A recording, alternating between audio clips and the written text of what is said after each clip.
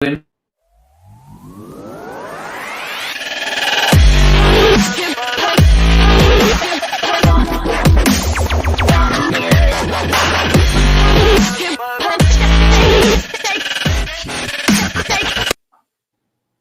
Hello, everybody, and welcome to My EdTech Life. Thank you for joining our stream today. And today we're going to be talking about remote learning in the time of COVID-19. And today we have a special guest here with us today. We have Dr. Rene Corbeil, who has 37 years of teaching experience, both in public and higher education. And he has specialized in online education for the past 20 plus years. And some of his research interests include exploring best practices in e-learning, establishing and maintaining social presence and teacher presence in online education, enhancing critical thinking and problem-solving skills in online learning, and developing and maintaining learning team collaborations in computer-mediated learning environments. So, boy, like that really is an amazing description. And truly, this is my first live stream with this show. And again, you're here with My EdTech Life. And today, like I said, it is an honor to have here Dr. Corbeil from the University of Texas, Rio Grande Valley. So Dr. Corbeil, welcome. Hi, and welcome. Thank you, Alfonso. It's a pleasure to be here. Thank you, Dr. Corbeil. So again, let's just go ahead and show you a couple things first, guys. If you're interested in following either one of us on Twitter, you can follow me at TechTeacher1381, where you can go ahead and see a lot more e-learning. I post a lot of stuff on augmented reality as well, and things dealing with education, remote learning, as well as the big thing right now that everybody is sharing on. So just stop by, add us, subscribe to our YouTube channel as well, where we are going live. And you can also follow Dr. Corbeil at I'm Future Ready on Twitter. Dr. Corbeil, go ahead and share a couple of other social media platforms that you might be on as well. We're on Facebook and Scoop It, Tumblr, and I forgot what the other ones are. There are a couple of other ones, but if you Google them, you'll find them. Yeah. LinkedIn. Usually LinkedIn, yeah, big one. If you just look for EdTech at UTRGV, you'll find us on all the different social media platforms.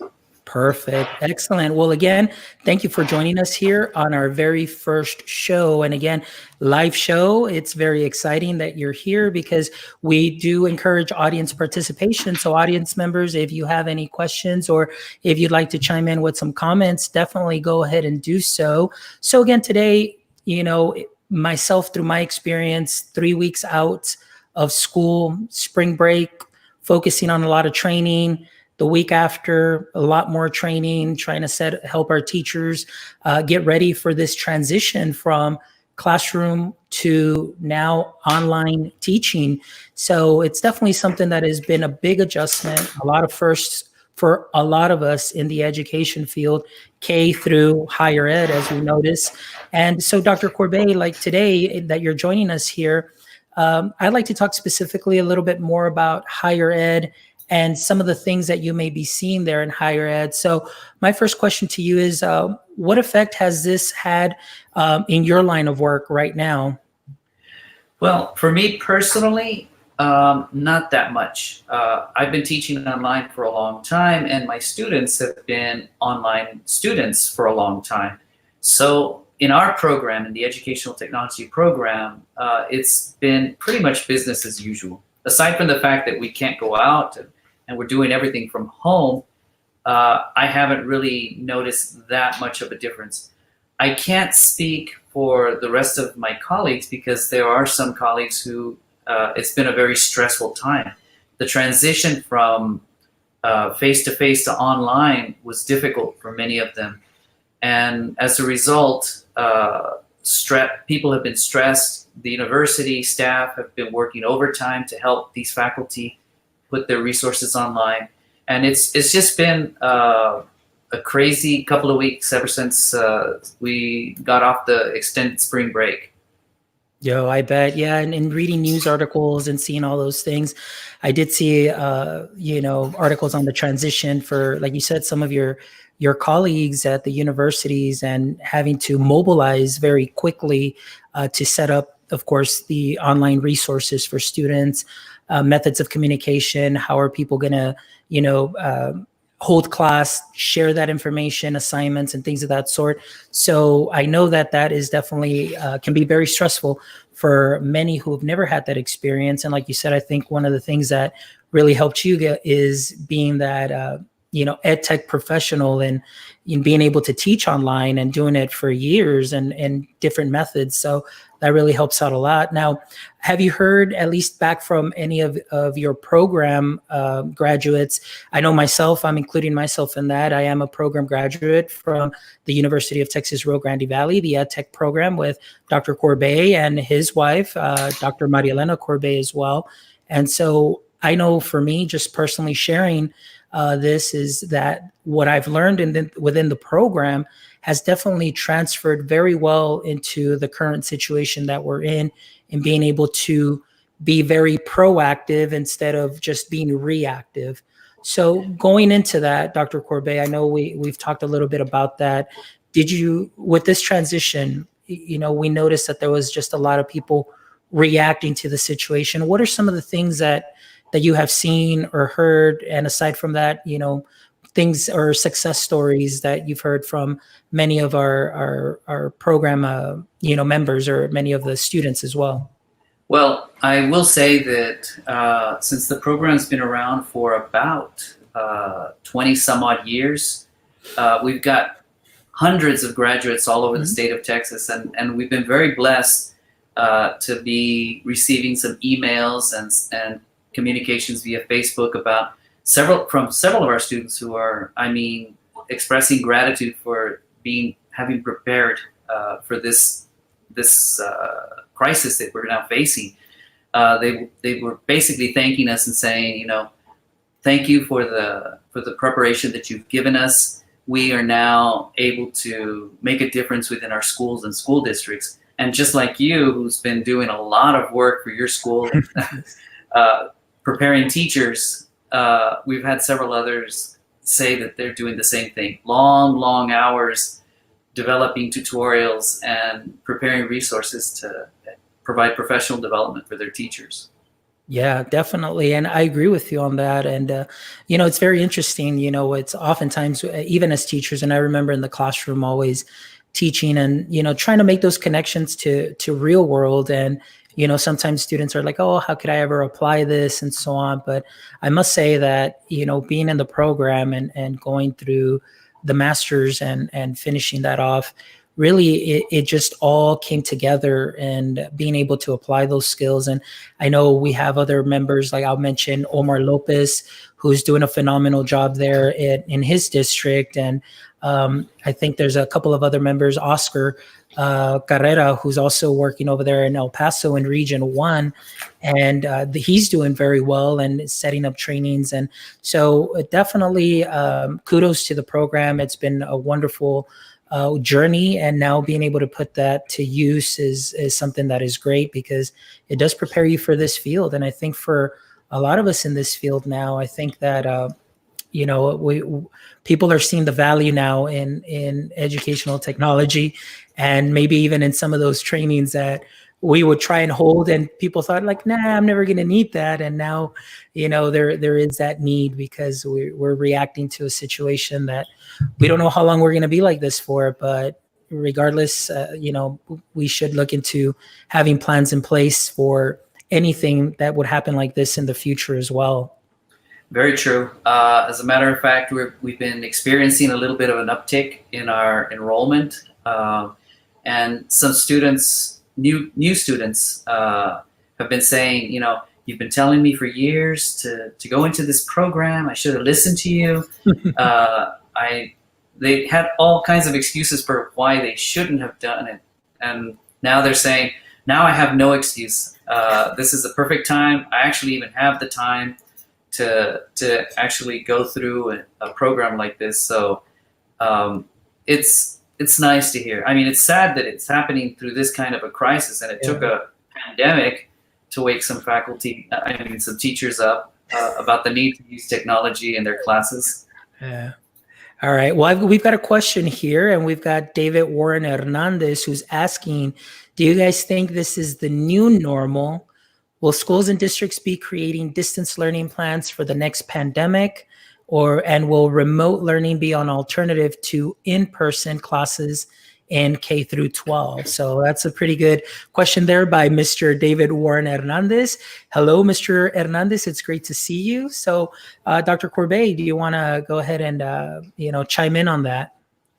Hi, David. As a matter of fact, I don't think that we'll ever really go fully back to the way things were before the pandemic. So we are going to have a new normal. What that's going to be or what it's going to look like, I don't really have a very, very clear indication.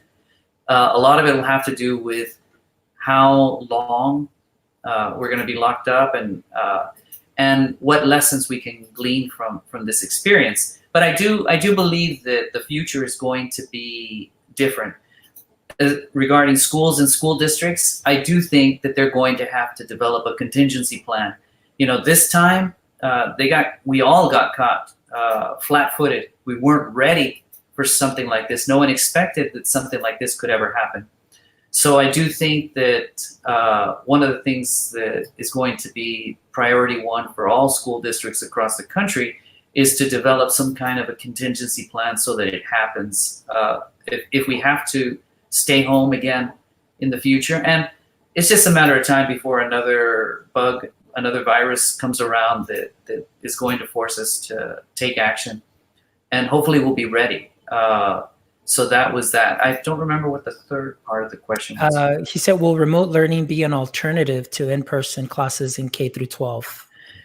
I think that it would be a good idea for schools to begin blended learning. Start getting the kids ready to and accustomed to using the technology from home. I think in some schools that's already happening. A lot of times students will go home and they'll do their homework online through tablets or Chromebooks or some other technology. So in those school districts, this transition wasn't as painful as those schools and school districts where they haven't been encouraging teachers to use technology in the classroom.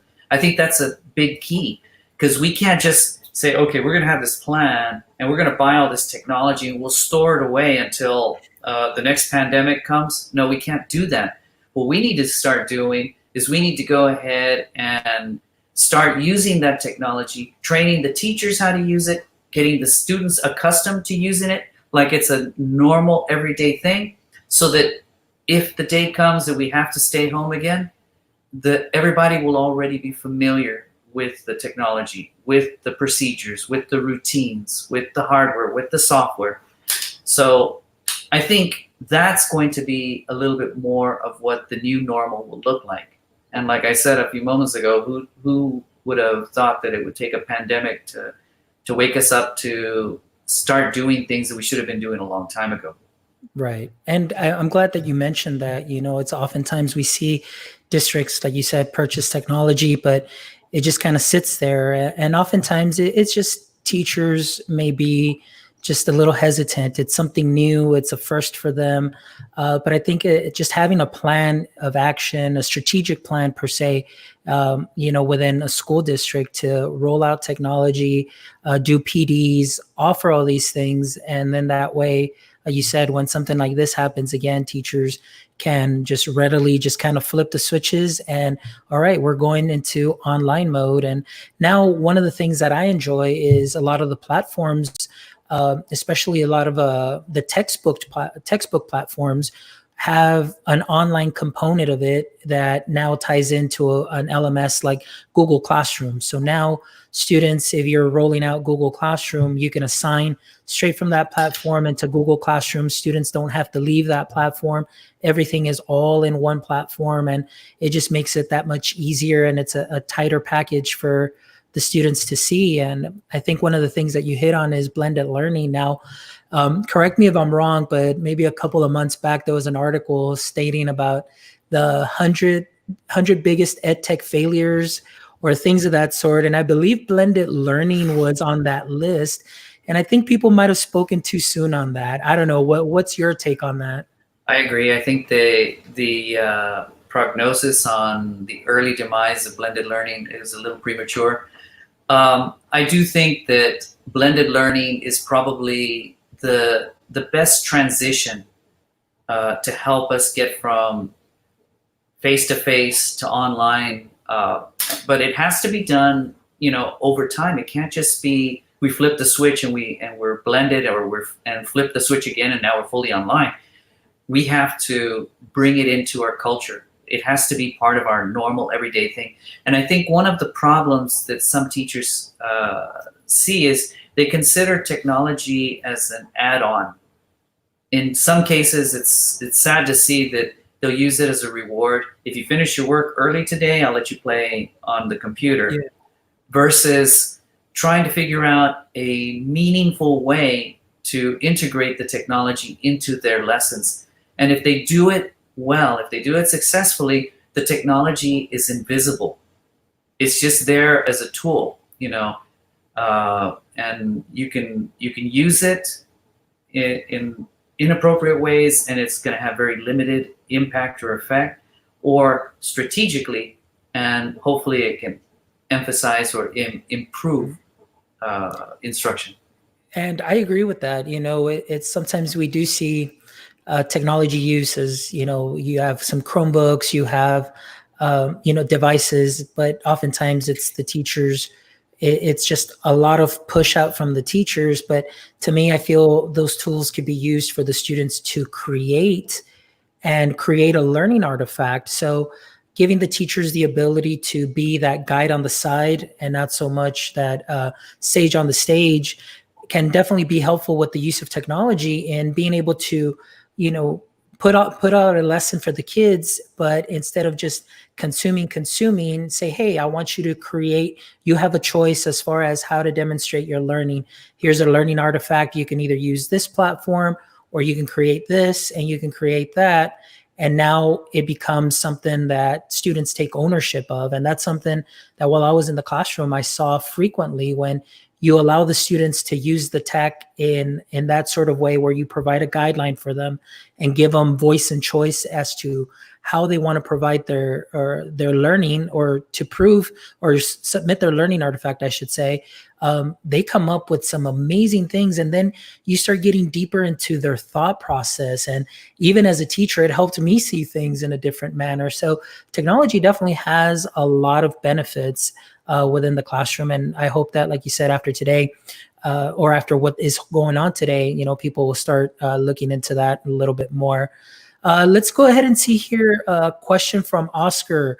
Oscar Carrera says, Dr. Corbeil, what edtech tools and resources have been trending that you've been reading about or hearing lately?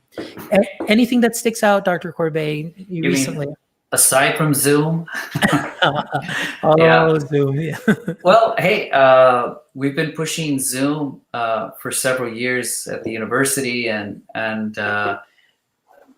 we started using it because, first of all, it was free. We could get the 45-minute free as unlimited video conferences for free. And we convinced the entire university to say, you know what, let's buy onto this. So I think that's one really very helpful tool. I've seen a lot of companies offering their software for either a completely free or reduced cost. Just the other day, my daughter, who's a graphic designer, she was laid off, and she wanted to try to work from home. Well, fortunately for her, all of the Adobe products, they said that for the next couple of months, they were going to allow people to get those products at no cost. They don't have to pay the monthly fee. I've seen a lot of tools that teachers have been using for a long time that are offering other types of incentives for teachers to try out their tools. So there are a bunch of them. I can't think of all of them right now, but I'm seeing a lot in the media about how companies are chiming in to help out. Yeah, I think with some of that, you do see some companies that are doing a phenomenal job and really, truly sharing these platforms for the greater good for teachers to use. But it seems like sometimes there's some companies that are kind of starting to beta test stuff now and, say, hey, let's see what kind of feedback we get and to better our product. Or you only get this for 30 minutes or for 30 days, and then they try and hook you. And then later on, it's like, well, if you still want to keep this for the next 30 days, well, here's the fee and things of that sort. So I'm also very cautious as far as, what platforms students will be using, because with so much information out there right now and students logging in to a lot of places, that information, to me, digital citizenship is a big thing. And for me, just protecting information is something that I value highly. So it's very interesting that you see this in a lot of companies giving out these products and so on, but what are they doing with that information? So just little things to think about. I'm always, I always go for the side of security over ease and comfort sometimes. And I've learned that in these 3 years working where I am now, because I have an awesome CTO who always focuses security. And so one of the things sometimes, although something might make it, there may be a tool that might make things easier for a teacher, but how secure is it? And for me, protecting child security and even the teacher info is definitely a big thing. So just some things to think about there. What are your thoughts about that as far as security? I was just going to say, on the topic of digital literacy, I think that's going to be a new emphasis in the new normal. It might become one of the 5 R's or the 3 R's, and then there are a couple of other new ones that have come out. So I definitely think that digital literacy is going to, step up a notch in the level of importance. All right. So we've got a question here, Dr. Corbeil, from Wayne Bridges. He says, do you see equitable access to technology being addressed in the current crisis? Now, he says, obviously, federal funding will help, but where are the remaining gaps and what needs to be done to further address those needs? Anything maybe from your readings or, that you see, or colleagues that may be commenting on any of this? Well, right now, obviously, there is still the digital divide. There are neighborhoods and cities where they don't, very, very poor, where the parents don't have enough money to provide internet access at home. There may be, families with 5 or 6 children, and they're all sharing maybe one device. Yeah. They may be connecting on the parent's cell phone or some other. So there is always going to be that. Another divide that I was just reading about today, as a matter of fact, is referencing the digital divide amongst teachers. Not that they don't have access to the tools, but that they don't have the knowledge and skills to use those tools effectively. So there is a divide there too. And I think that as part of the new normal, schools and school districts are going to be investing very heavily, I think, in professional development. They're going to be investing heavily on infrastructure. They're going to be investing very heavily on the technology, so to make sure that children have access to those devices, not only in school, but when they go home. I've seen stories about how some school districts are they're setting up their school buses with Wi-Fi, and they're parking them in certain neighborhoods so that at night they can go ahead and get internet access. Companies like Verizon and AT&T, I think, have been offering free hotspots for home for families that qualify. So I think those types of initiatives are good. I think it'd be nice to see a partnership between the city and the school district, where maybe they could provide a blanket Wi-Fi coverage for the entire city. Here in Brownsville, there was discussion about it several years ago, because they were thinking they needed it for the first responders, police, fire, ambulance, and they figured, well, if we're going to cover the city to be able to provide access to all of our first responders, how much more would it take to just provide it to all its citizens?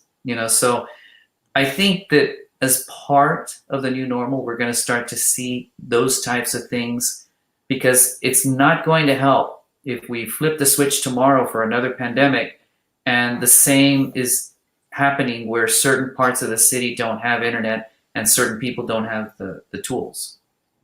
Right. Yeah, and that's across the board. I think with a lot of my friends, and I've been in meetings with other Google educators from around the world, and a lot of it is just the same thing too. There is a digital divide.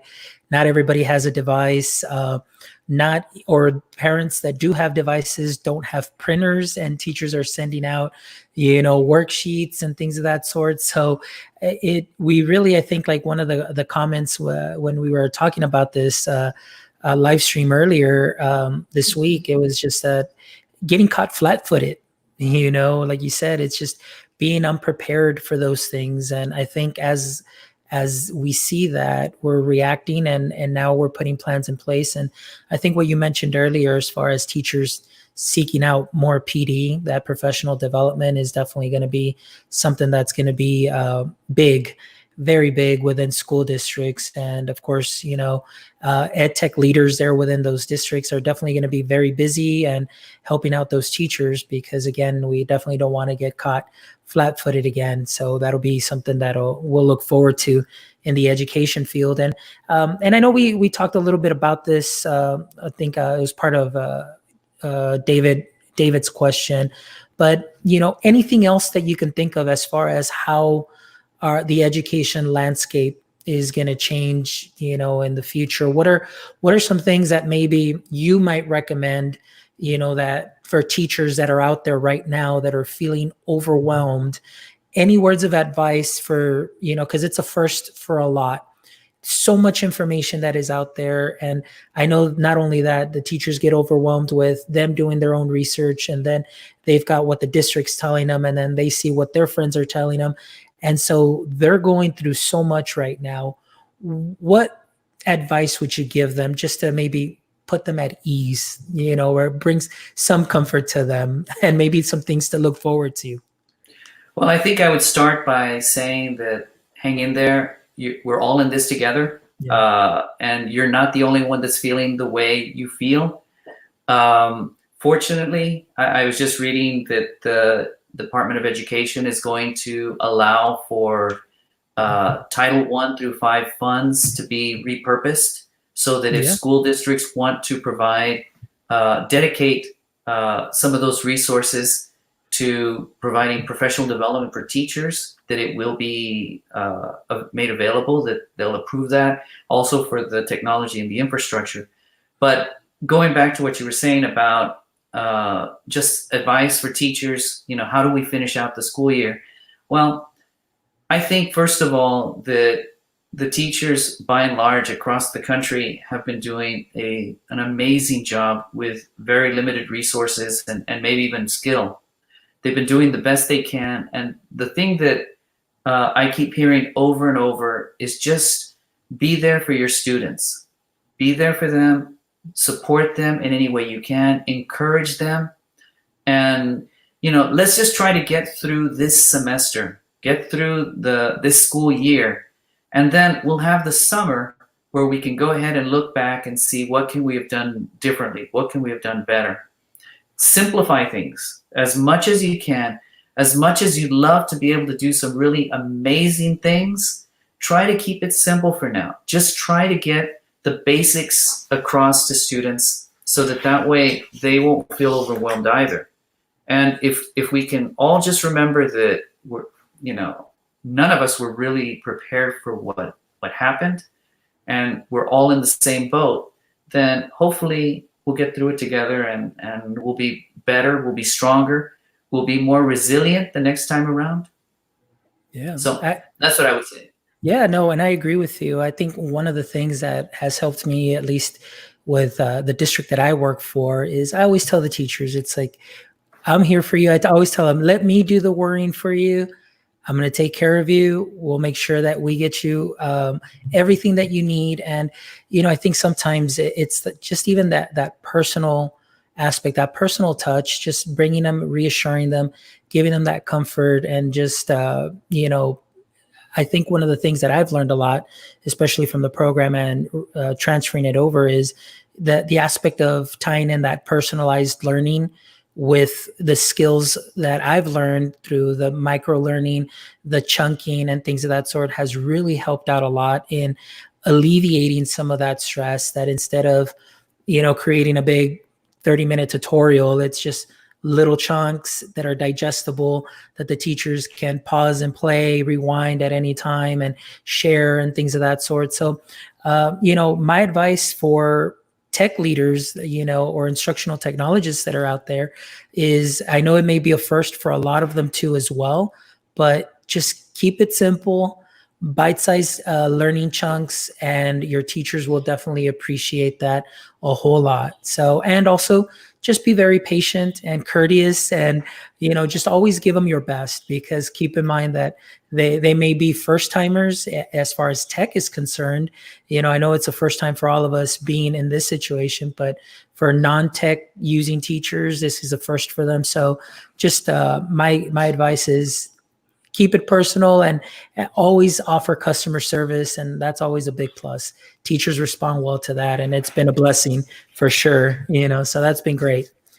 So, oh yeah, go ahead, Dr. Corbeil. No, I was just going to say that Dr. Maria Elena and I actually wrote an article about customer service in online education and how important it is. This was years ago that we wrote the article, and I remember we presented it at a conference, and these old professors were just looking at us, making faces and saying, why would I ever want to do that? They kind of had the impression that if I teach, they will come, and I don't have to worry about being nice to them. I don't have to worry about providing professional courtesy or anything like that. They just show up and they're my prisoners in my class. Well, things have changed, and nowadays, you have to think about, you are the teacher first, but you also, students now have a choice, especially in higher education. Another university would be happy to take them, and they're just a mouse click away. So yeah. Customer service is very, very important, and we've been preaching that message for over 10 years. Yeah. And actually, customer service, I believe, is one of the things that's helped me be successful in the classroom. And now I do have a bachelor's in marketing. That was my first degree. So that's where I learned customer service, and translating that into the classroom and saying, I've got 30 different little customers that I have to sell algebra to. And then so without even me knowing anything from the education field, I was like, wow, that's what personalized learning is. I learned that in marketing, I learned that in my business class. So yeah, it definitely does go a long way. It really does. So I'm going to have to check out that article, and that'll be good. So that'll be interesting. You'll find it. It's online somewhere. Excellent. Well, Dr. Corbeil, I think we've pretty much covered all our questions that we had for today. I know we had some visitors here, and we were able to answer their questions, but is there anything? Oh, actually, I wanted to ask you, currently right now, are there any projects that you're currently working on? Anything, whether it's through the university or, publishing, anything at all that you can share with us? Well, right now, as a matter of fact, Dr. Maria Elena and I are collaborating on a book. It's about microlearning. Microlearning in the Digital Age is what it's titled. That one hopefully will be coming out in early 2021. We've already got all the chapters in, and we're going through the double-blind peer reviews of them and so on. So that's one project. We're working also on a little interesting type of research about the Internet of Things, how we can use that in education. And one thing that we're experimenting with, and we're going to try to do it for a conference in the near future, where if we ever have face-to-face conferences, right, where we demonstrate the use of beacons. They're these little Bluetooth proximity sensors that, imagine if a group of students, let's say the whole class, if they come into the classroom, they've got their little iPads or Chromebooks or whatever devices, and as they go to their stations, the little proximity sensor sends them a message with the link to the resources that they're going to need to do the project at each of the different workstations. So we're going to be looking at how beacons can be used in the classroom. they've been using them in marketing all the time. I just saw a commercial about you order a pizza, and as soon as you step in the door, your name appears on a sign, and your pizza's ready and that type of thing. Those are using the same type of technologies on apps. So if you have a Domino's app, as soon as you walk in the door, they know you're there because of the proximity thing. So in marketing, they've been using it. Imagine some of the creative things, and I would love to hear if any of you all think that you'd like to learn more about it, and you have some ideas of things that you'd like to be able to do with proximity beacons. Contact me. I love to have that conversation with you, and that way, when we do this conference, hopefully in October, we'll be doing demonstrations that will, ooh and ah, all these old faculty that don't really think much of technology. No, well, that's great. That's amazing what you guys are doing there. And Dr. Corbeil, before you leave, also, please, I encourage you just share a little bit about your program, the Masters in Educational Technology. Here's your time to go ahead and share a little bit about that. Just because maybe because I came out of that program, and I truly think it is one of the best programs. Before I considered UTRGV, I was looking at other programs, but I'm going to tell you one thing, and I'm going to say it right here in front of everybody in the world. The reason that I chose UTRGV was because Dr. Corbeil was the only one that called me back, and we had a personal chat. So going back to that personal, to the service or customer service, that really made a big difference. And the program, once I was in it, definitely worth it. So I encourage you to look into it, but I'm going to let Dr. Corbeil just go ahead and share a little bit about that.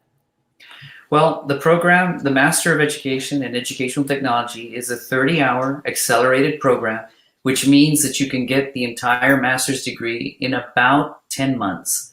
If you take 2 courses per 7-week module, you'll finish it in about 10 months. As part of the program, you can pick up a graduate certificate in e-learning or technology leadership. So without having to pay anything extra, you can pick up one or the other of these 2 certificates. So when you graduate, and I think he's got the things on his, the diplomas on the back, those certificates, give you that competitive edge. If you're going up for a job, and there are 2 candidates with a master's degree in ed tech, well, you have your master's in ed tech, but you also have these graduate certificates that show certain expertise in certain high need areas. So you can earn either one or the other, or just by taking one extra class, earn them both. It's all project based, so there's no tests. In every single class, you'll identify a real world training need or opportunity. This could be for your students, it could be for your fellow teachers, it could be for paraprofessionals, for parents. You identify that audience, and you will develop some kind of instructional solution to address that need that you've identified. And all of those projects will culminate in the formation of an e-portfolio. So instead of taking some written comprehensive exam at the end of the degree, you will put together this portfolio, which, yes, it'll be used to assess how you did through the program, but also we designed it in a way so that you can use it, attach it to your resume, so that when you apply for a job, you can say, oh, by the way, here are my many certificates and here's my diploma, but also here are the skills that I know how to do. You can see the actual work that I do. So one of the things that's different about our program, I think, is that you learn educational technology through educational technology. We try to model it, the teachers, and our faculty are very passionate. What you see with me is what you get. And I challenge anyone to contact me, and I promise you I will get back to you within 24 hours, unless if it's on the weekend, maybe a little longer. So thank you for giving me a chance to plug the program. Of course. No problem. And like I said, just being a product of that program, and, coming in at such a time, like the timing could have been any better, and getting the master's along with the 2 certificates really, like you said, really helps you stand out. But again, one of the things that I am going to add to what Dr. Corbeil says, to what he said, is all the professors are amazing. There isn't one class that you will not learn something in.